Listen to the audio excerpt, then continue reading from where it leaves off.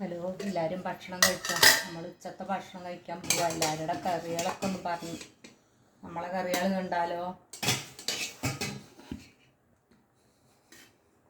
ചോറ്, മാന്തൾ വറുത്തതുണ്ട്, പച്ചമാന്തൾ വറുത്തതാണ്, ചക്ക എലിശ്ശേരി ഉണ്ട്, ചക്ക എലിശ്ശേരി,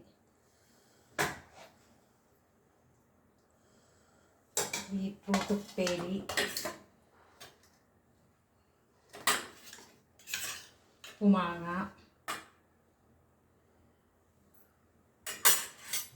മാന്തളാണ് കറി വെച്ചത്, പച്ചമാന്തൾ കറി വെച്ചതാണ്. മാങ്ങ ഇട്ടിട്ട് മാന്തൾ കറി വെച്ച കറി ഉണ്ട്, പപ്പടം. ഇതാണ് ഇപ്പം നമ്മളിന്നത്തെ ഉച്ച ഭക്ഷണം.